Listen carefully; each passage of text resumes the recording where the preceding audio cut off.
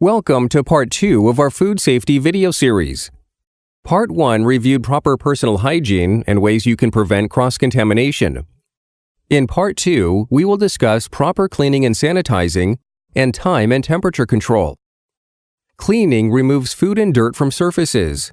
Sanitizing reduces pathogens to safe levels. Food contact surfaces can become contaminated during use. They need to be cleaned and sanitized at these times. After you are done using them, before you start working with a different type of food, after 4 hours if these items have been in constant use. The 3-compartment sink and the dish machine are used to clean and sanitize. Set up your 3-compartment sink properly. Rinse, scrape, or soak all items before cleaning. Water temperature should be at least 110 degrees Fahrenheit. Ask your manager for the proper detergent procedure. Submerge items into the second sink where the water temperature is also at 100 degrees. Change the water when you have suds in the rinse sink. Submerge items into third sink, which contains chemicals for sanitizing. Ask your manager about the proper water temperature and dilution for the chemical sanitizer you are using. Use a test strip to check proper dilution. Make sure you set up the dish machine properly. Scrape, rinse, or soak dishes or flatware before washing. Never overload the racks. Clean and maintain the dish machine frequently throughout the day. Make sure detergent and sanitizer dispensers are filled.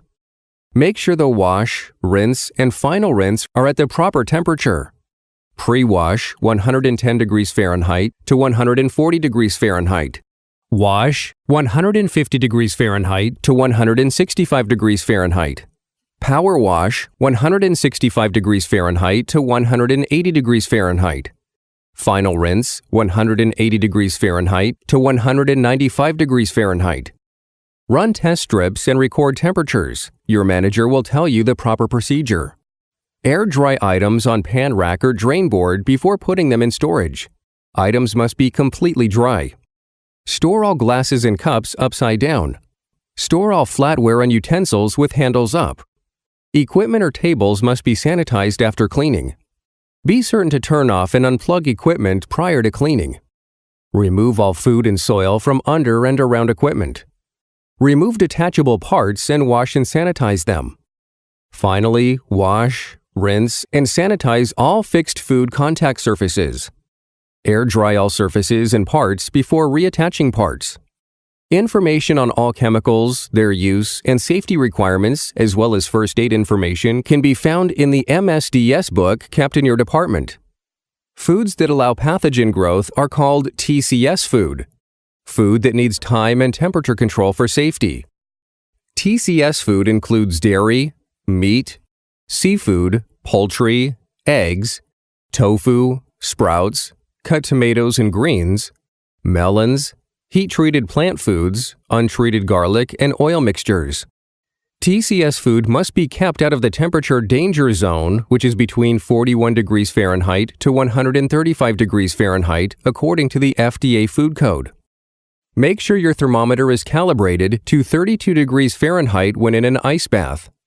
During food preparation, time and temp control is very important.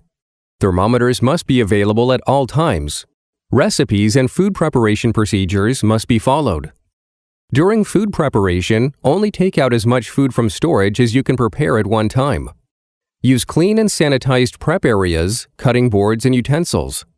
Put raw prepared meats back into storage or cook them as soon as possible.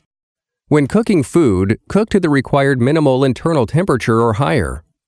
Minimum safe internal temperatures are 145 degrees Fahrenheit for fish, pork, and beef steaks and chops, 155 degrees Fahrenheit for ground meat, 165 degrees Fahrenheit for poultry and casseroles. Food that has been cooked and taken out of service to be refrigerated should be chilled to 70 degrees Fahrenheit within 2 hours, and from 70 degrees Fahrenheit to 41 degrees Fahrenheit within 4 additional hours. When reheating food for service, the food should reach an internal temperature of 165 degrees Fahrenheit for 15 seconds within 2 hours. Hold hot foods at 135 degrees Fahrenheit or above, according to the FDA Food Code. Hold cold foods at 41 degrees Fahrenheit or below, according to the FDA Food Code. Measure and record both hot and cold food temperatures at least every 2 hours while in service. Question number 1. Food contact surfaces need to be cleaned and sanitized 1. After you are done using them.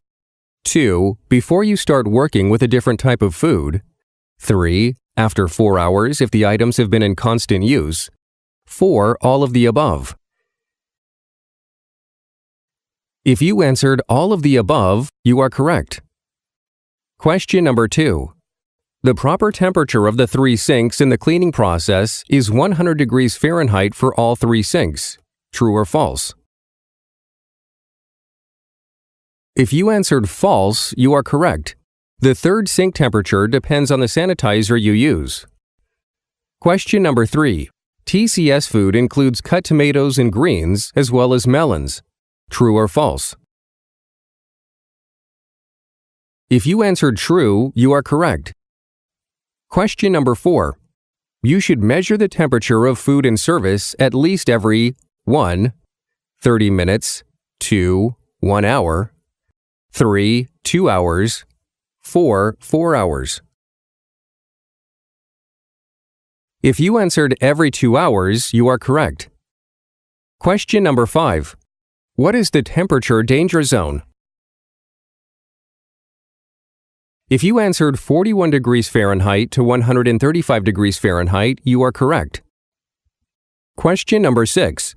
Cleaning removes food and dirt, and sanitizing reduces pathogens to safe levels. True or false? If you answered true, you are correct. Question number 7. If you take dish machine temperatures, you do not have to run a test strip. True or false? If you answered false, you are correct.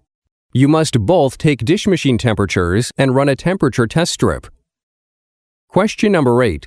Where can you find information on the chemicals used in your kitchen?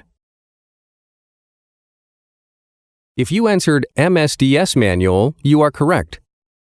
Question number 9.